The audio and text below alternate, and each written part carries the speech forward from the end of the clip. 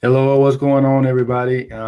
Just trying to set up. There's always some type of technical difficulties or something going on when you're using Be Live and you're trying to schedule your time, somebody else's time. But I have the privilege of having Abby Walla on our show. I hope I said that right. Actually, I Yeah, guess they you call did. her. I guess they call it. It looks like my screen froze. I don't know. Yeah, something going on with my internet. So hopefully, you'll be able to get I the think I can feed and see all you that stuff. in the group, it looks like. So that's good. That's good. But so I think they call her what, Waba or Walla No, or whatever, no, that's not a thing whatever. that people call me. That's the thing that Simon calls me. All right, I thought that was a nickname, everybody gave me. But so Rob Quinn is on there. I don't know. Can you see the comments or? But anyway, Oh, Rob said yeah, he has the first comment. So obviously. So that's good that he's tuning in. Looks like we got two viewers on. But yeah, I just wanted to thank Abby for coming on because she's always busy. She's doing a lot of stuff. And I guess originally I saw her when she was interviewing with Rob. That was a while ago. I know we just kind of talked about that before we got on. And then I'm in a mastermind, obviously, and I hear feedback in my mic. That's pretty interesting too. It doesn't happen until I go live. But so I met her, I guess, saw her online, when Rob was interviewing her, and it seems like, she had a pretty interesting story. Then I found out that actually somebody I interviewed, I guess, sometime within the past 2 months, because I really only been doing this for 2 months or so, actually Mackenzie Lieberman, who I actually ended up meeting her at J.R. Revis's conference Oh, yeah. in Atlanta. So, and then I found out that you actually trained under her. So they call her the bot queen. So I said, well, Abby must be the bot princess or something. So, so I just wanted, and then also, as I was saying, don't act like you're, Rob says, don't act like you're not excited. I'm on. So, Rob, everybody gets excited when you're on. I mean, you're the man with the plan, man, And it's doing his big things. birthday. Oh, yeah, that is right. I forgot. He didn't say anything about it because we just had a mastermind call one day this week. And he said, actually yesterday. So he said, he didn't say anything about it being his birthday, but actually, I made a comment on his page that actually my birthday is next Wednesday on the 16th. I'll be 40 years old. So that's a good Ooh, thing. that's Obviously, let's exciting. get into the interview. Rob's distracting me. So, but yeah, and she actually came on our mastermind and gave us some actual advice. I mean, that's something with if you have a mastermind and you're hosting it, which Rob was hosting it, and he actually had another person come on. So obviously, he figured that she had value. So I was like, well, let me go ahead and interview her, even though I wanted to interview her anyway. But just the fact that she came on and she actually gave some valuable tips. So, Abby, if you want to start with just how you got started, I mean, just pretty much how you got started, give your background, because I think obviously I know you're doing this part-time, so I don't know if you want to get into that, but I'll just let you have the floor now. I guess that was a long introduction, but now All you can right, have the cool. floor and talk as long as you want to. Yeah. So I'll just give you a quick overview to get started. So I live in Los Angeles. I work as an actor and a writer. I had, if you know much about being an artist, a lot of times you have to have some part-time gigs as you're, building your career. I've had a lot of soul-sucking ones and was looking for something better where I felt like I was going to be energized and feel like I could add value and also not be exchanging just like hourly time for money. Now it's 2 years ago, since we're in 2019 now, I had done a crowdfunding campaign for a short film that I had wrote, produced, and was starring in. And I worked with this crowdfunding coach, and through using a lot of methods on Facebook, we actually raised $20,000 on our first day for our crowdfunding campaign, which was like a massive feat for us. And from there ended up raising $50,000 within that month. From that, I was like really like shocked by the power of what can happen, when you're really like using Facebook effectively. And the guy who had taught me how to crowdfund had recommended Dan Henry's course to me to start getting into more of learning how to do Facebook ads and running an agency. So I started learning how to do that. I started my agency about a little more than a year ago now, and was doing it part-time, was able to scale up to Dan's 10K club pretty quickly within a few months, and have been sustaining that in the past year. And then now where I am coming into 2019 is I've just hired my first assistant. I'm building out my team, and really looking to take the agency stuff to the next level. And then also, incorporating like some digital products and other more passive income.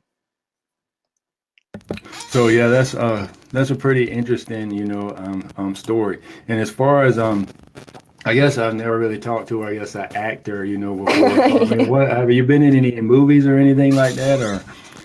Yeah, I've done a good amount of TV stuff. I've been on, I had a recurring role on this ABC family show called Switched at Birth that I was on for a bit. I've been on Dear White People on Netflix. I was on the Middle. I've been on a variety of things. And then I also write. And so I had this short film that I've been doing the film festival circuit with, and won a bunch of awards for that last year, which was really fun. So I've been traveling around with my film, and then also writing next projects and stuff now as well.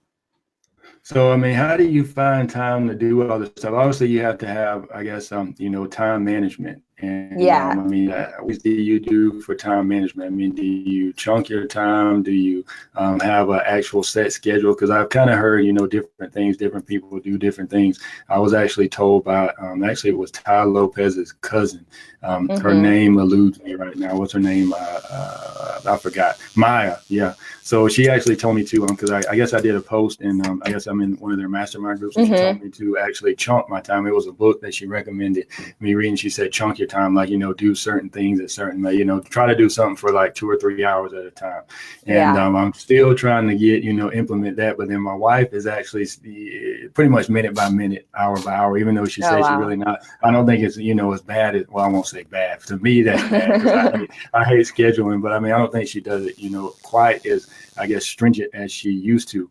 But I guess as far as how do you, I mean, what do you recommend? What is your schedule? So it's definitely a work in progress. When I was starting my agency, I really needed to kind of just dive into it. And so it was just, I was in kind of a tight spot when I was launching my agency. And so I was just kind of doing everything at all hours to try to make it happen. Now that I'm in a place where it's a little bit more manageable, I'm really trying to get better structure around my working time. So one thing that helps me a lot is I do this thing in the morning called morning pages. And it's from this book called The Artist's Way, but a lot of people who aren't artists use it as well. And it's basically like 3 pages of freehand, just like a mind dump. Like you just write for 3 pages. It usually takes about 20 minutes, and it's not supposed to be like anything good. It's just like when you wake up, getting everything kind of out of your mind and on paper. So sometimes it's kind of a mix of like to-do lists and random thoughts, so that you can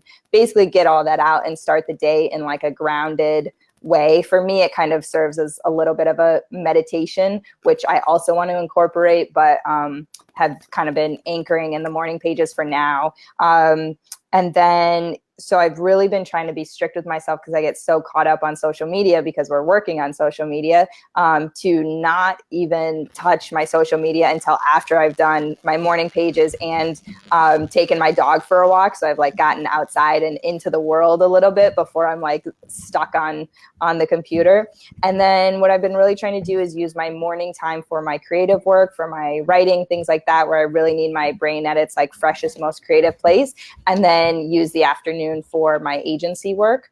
Of course, some days, depending on what's going on, that doesn't always happen in the way that I want it to, but that's sort of my goal. One thing I found in terms of time management that helps me a lot is, I don't know if you've tried the Pomodoro technique, where you basically work in 25-minute sprints and then you have 5-minute breaks. And for me, I have found that, breaking it up into those smaller chunks, rather than saying like, here's 3 hours. If I break it up into 25 minutes and specific tasks that I have to complete in those 25 minutes, I found that I'm way more effective. And it's amazing how fast I can get things done when I'm focused and I'm not, having one tab open on Messenger and one tab open on this and one tab open on that, but really being disciplined about, in those 25 minutes, here are the only things that I'm doing, and taking all other distractions away.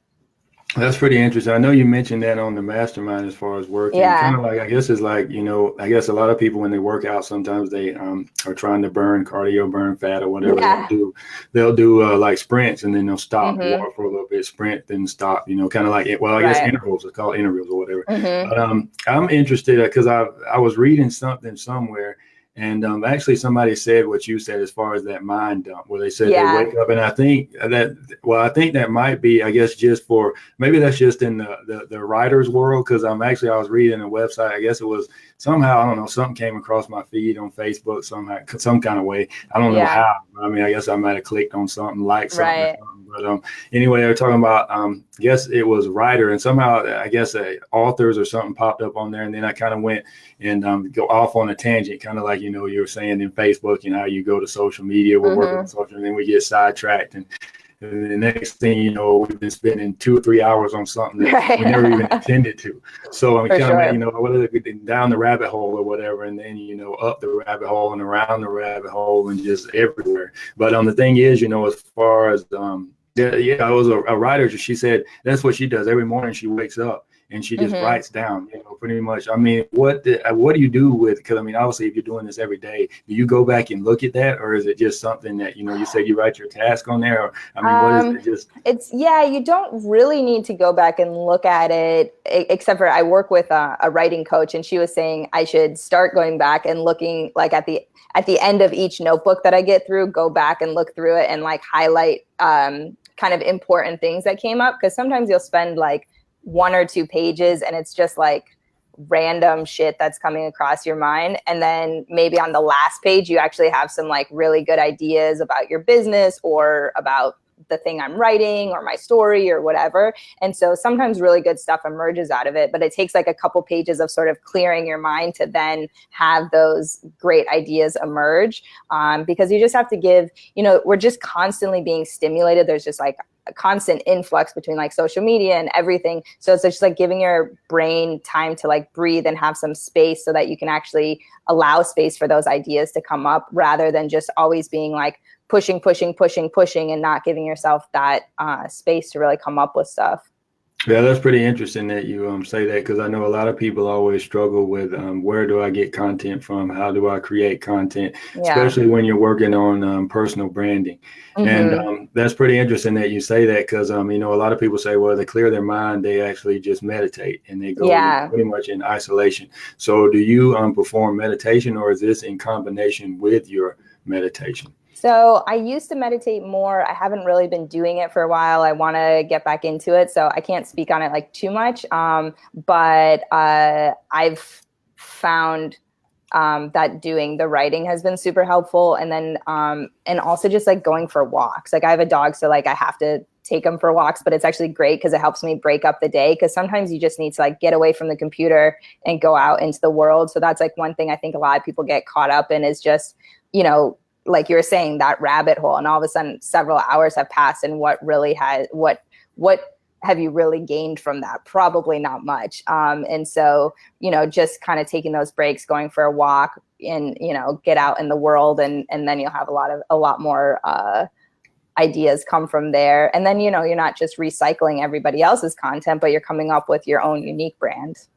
Yeah, that's interesting. And I wanted to touch on personal branding, but first, I forgot to ask for the engagement. I usually forget to do that. I just go straight into the interview. But if you guys are having any type of value, I want you to put a 1 in there, instead of doing the hashtag lives and all that. I mean, you can do that as well. Hashtag live, hashtag replay. But if you're feeling, getting any value, because really we're not talking about, necessarily social media stuff, but this goes along with social media, because your mind has to be right. You got to have a great mindset to, accomplish anything, to be successful in anything. Hey, even if you're still working your 9-to-5 job, you got to have a right mindset. You go in there with the wrong mindset, you're going to make mistakes.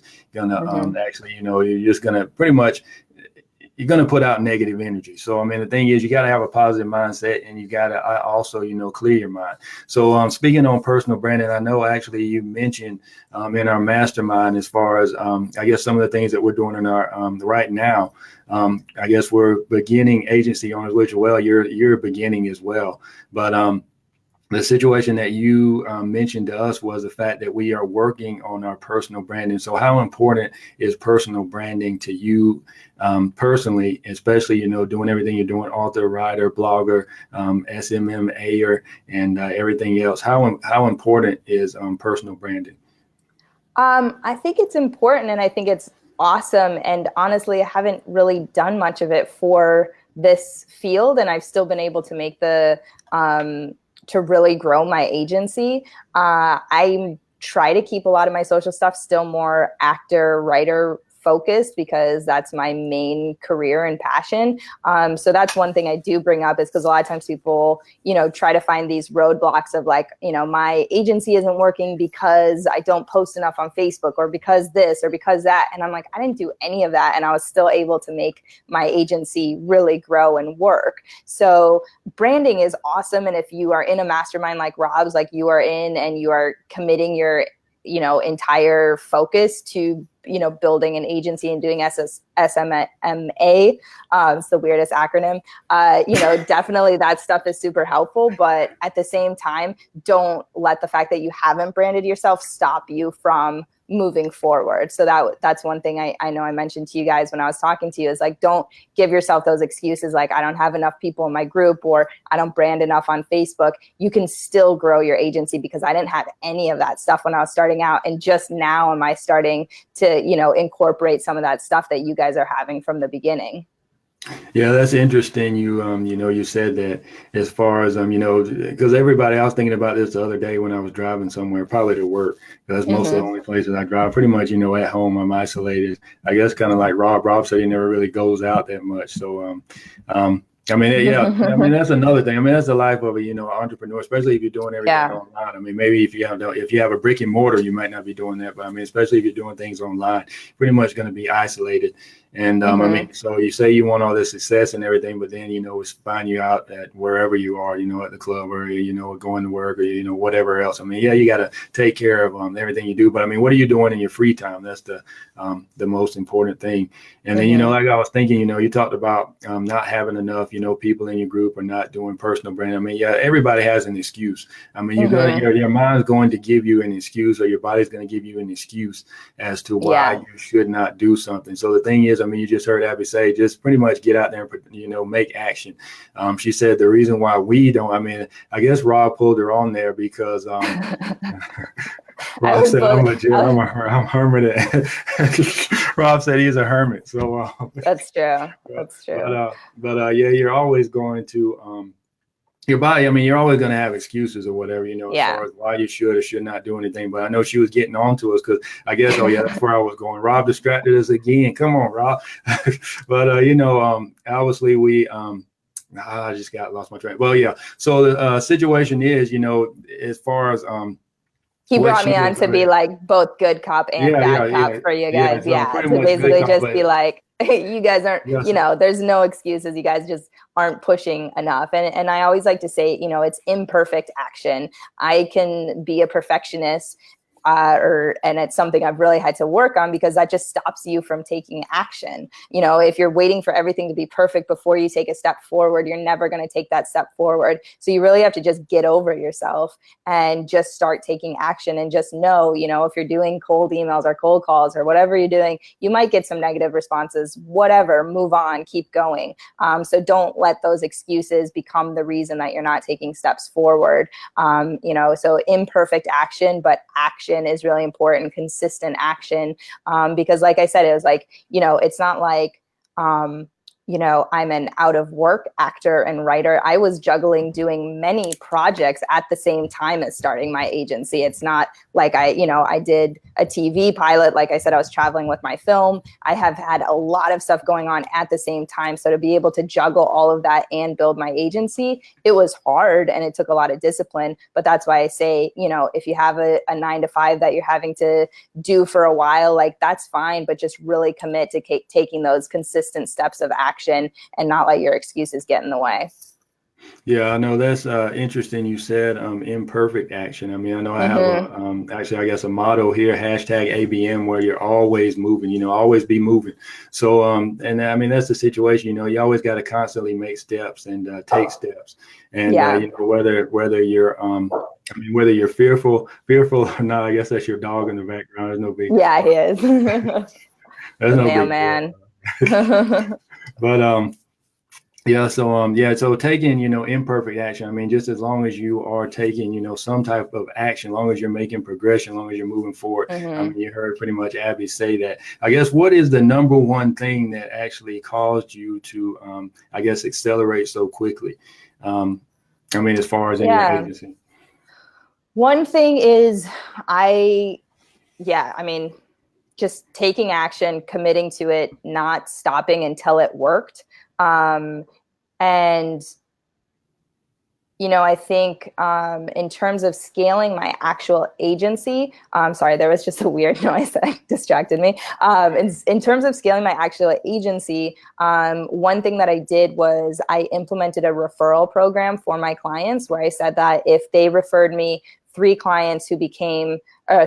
businesses that became paying clients, I would give them 1 month free. And I also told all my friends that if they referred me to a business that became a paying client, that I would give them $200. So I immediately had one friend that took me up on that, and then some of my initial clients ended up referring me to other people. So I was able, because I was doing such a good job for them, they started referring me to a lot of people because it incentivized them to, of course, get a free month. And so from there, it really snowballed very quickly. So once I got those first few clients, I was able to scale really quickly just based on referrals. And to be honest, the entirety of last year, after I got my initial clients, I didn't do any kind of cold outreach or outreach at all. Actually, I just was able to grow my agency purely on referrals, and I still get them to this day. Only now am I really taking purposeful action for client acquisition, because now I'm getting systems set up to really scale it at a different level. But I was able to really do it based on referrals because, I was adding a lot of value to what they were doing. So there is something to be said for just like showing up, doing a good job, and then having people refer you. Yeah, that's interesting. I guess it was a lady that I interviewed early on. I met her in the Ty Lopez Mastermind. Her name was Anna, and she actually grew her agency that way as well. She was like, if you're having difficulty getting clients, and reach out to your friends and have them, refer you. And then once you get those businesses on, show them results, then have those businesses refer you to other businesses. So it's a lot easier because then it's a warm lead versus a cold lead. If you have that friend introduce you, or if you have that client send an email saying, hey, we're already getting great results, you should work with her. That is a much easier phone call to get on versus, some random business that doesn't know anything about you and gets 10 emails a day about people offering to do free trials or whatever. So, definitely tap into your network. And then you're also saving money as far as not being, having to run ads and all that stuff. So, I mean, So, I mean, she doesn't have much overhead, and then she doesn't have to worry about any of that.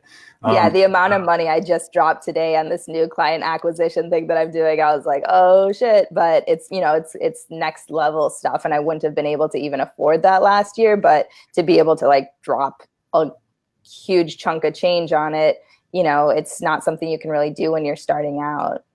Yeah, that's true. I mean, especially if you're really just starting out and you don't have any income coming in. I didn't. No, I put Dan Henry's course on a credit card, so I was not flush.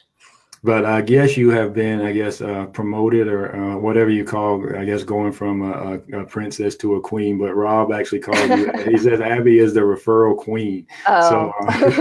So obviously, I guess you're pretty good with that. But I know you're pretty stringent, pretty strict with your time. So I know you need to go ahead and head off. We can do it. If you have a few more questions, I'm good. I know it took us a little time to get started with the technical stuff. Yeah, I mean that's fine because I mean, well, I mean, pretty much I'm getting ready to I'm getting ready to wind it down anyway because Okay. I obviously as people, pretty much join in now. We're getting ready to Oh, of close course, out, of but course. If I, anyone I has don't any know. last questions, I know we didn't Yeah, even I mean, get yeah. into like bots or any of that stuff. So if people, come up with questions, if there's Well, I any mean, like actually, specific technical stuff they want to go over. yeah, actually, you can give out a quick, I guess, overview of what is a bot. I mean, McKinsey kind of did that, but I mean, how do you use bot? Or actually, let me just ask you, what type of businesses are you running bots for? I mean, what are some good businesses, or just businesses that you've been running bots for? Yeah, everything. So I've used bots for recruiting, for agent for companies that are recruiting people. That's worked really well.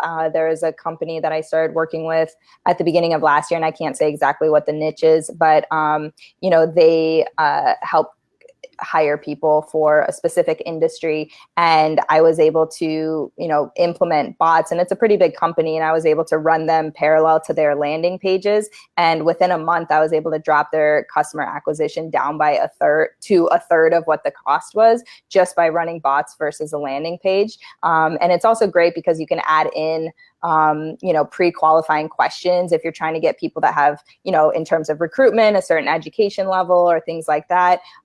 Or I do a lot of health and wellness stuff. So if you have a gym, for example, a great thing about bots is that you can ask pre-qualifying questions. So you can add in a question that says, what's your number one goal, fitness goal, and what's your number one challenge? And then all of that information gets sent over to your client in addition to their name, contact information, and all of that, so that you're really setting up your client to hit a home run when they call them and do the follow-up calls, because not only do they have their information, but they also have their goals and challenges. So it makes it a lot easier for your client to actually turn those people into paying customers. And sometimes if you add too many qualifying questions, your cost per acquisition will go up a little bit. But I always feel like if you are, giving them a more qualified lead, then each lead is more valuable to them. So those are a couple of things that I love about using messenger bots. They're also very interactive. People are coming on Facebook not to buy stuff. They're coming on Facebook to interact with people, to have that connection, to look at pictures of their friends and their family. So Messenger kind of extends that experience for them, that it's a much more interactive experience versus a landing page. So, if your bot is built out well, people, kind of have a conversation with it. So I have found great success with that. And at this point, I'm pretty much I'm using bots on all of my clients. So it works in a lot of different niches. There's not really, I haven't found anything that it hasn't worked for yet. So I'm definitely favorable of it. It's also a great way to distinguish yourself. If you are trying, that's part of why I was able to scale my agency so quickly, is because I was doing bots when very few other people were. So I was able to come in with something a little bit different to show businesses versus sort of the traditional methods. Yeah, that's interesting. As far as running bots, I've actually heard. I guess it was a guy I follow out of Tampa, Florida, Travis Stevenson. He has, I guess, a software that he's trying to make it equivalent to ManyChat, but ManyChat is pretty much light years ahead. Yeah. Because obviously they got more funding and all that stuff. Mm-hmm. But he actually, the pre-qualifying questions as far as the gyms and everything, actually, that's kind of what he does. He uses bots not just for gyms or anything, but anybody that is going to, that he wants to sign up for his agency, because he runs an agency as well. And he just puts questions in there and sends them out, hooks the bot up to his ads and everything like that. So that's pretty interesting. You said that. Yeah. As well.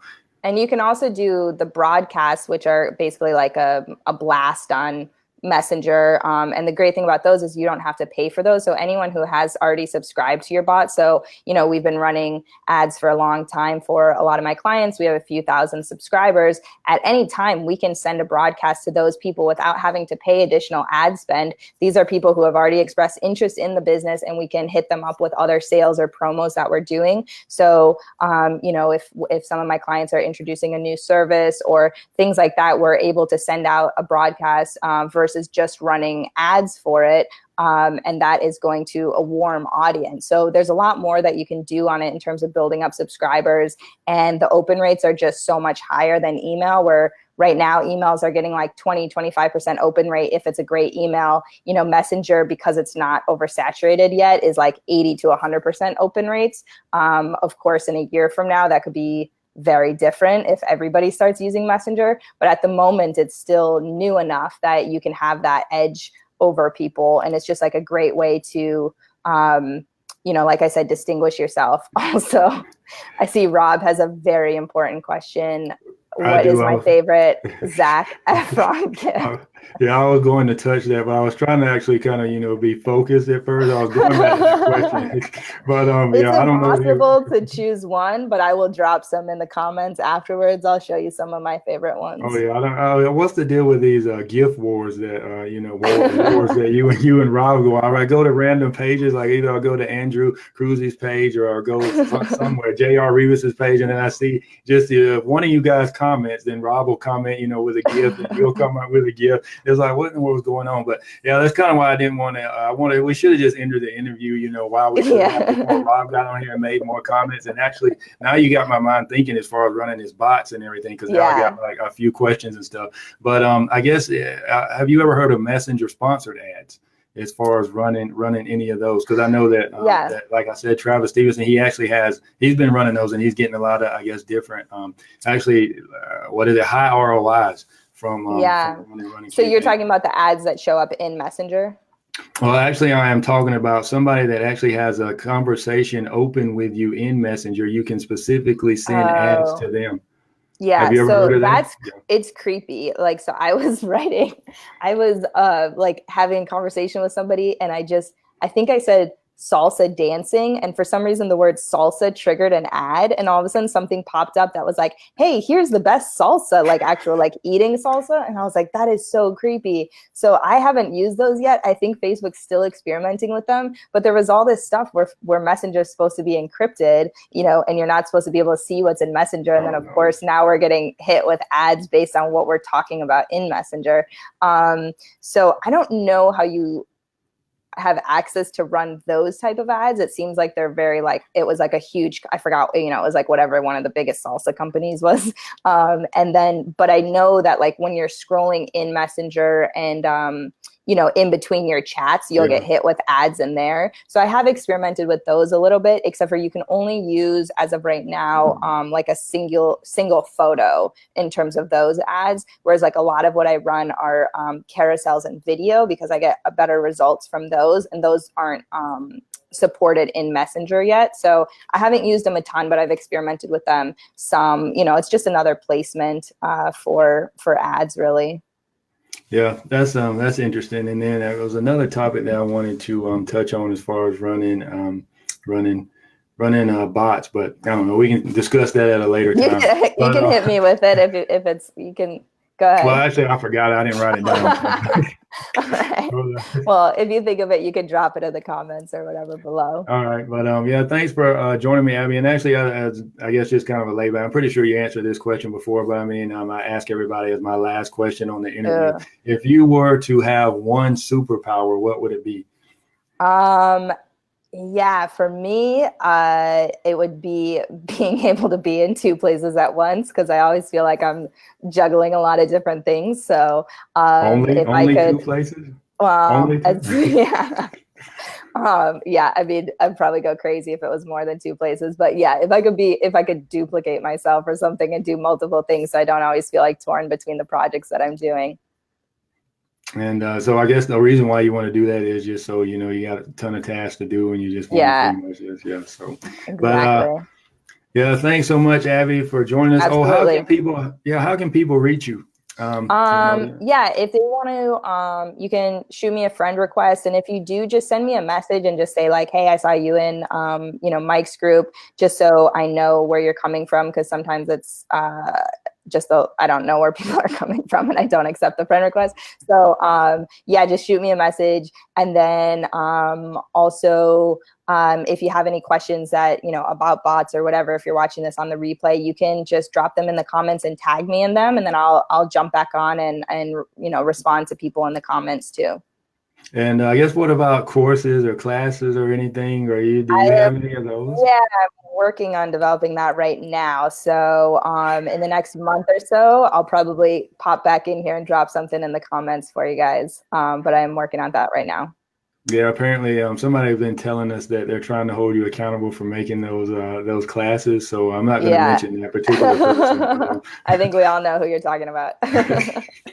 So yeah, so appreciate you joining us, Abby. And like you said, you can reach Absolutely. out to her. Just let her know where you're coming from and all that stuff. So we will see you guys on the next one. And just let us know. Shoot, share this with people. I mean, let Abby's face go all over Facebook, so people can reach out there or just in business. She's referral, man. Just tell her who referred. Tell them that you were on the interview, you saw her on my page, whatever. Or just tell her, tell them, just tell them, how I guess just the technicality that she has and what she can do and how she can grow business just by sending them bots and everything like that. But yeah, so I will say actually sign off now, and hope you guys have a wonderful day, and thanks again, Abby, for joining me. Thanks, Mike. Thanks, everyone. Bye. All right.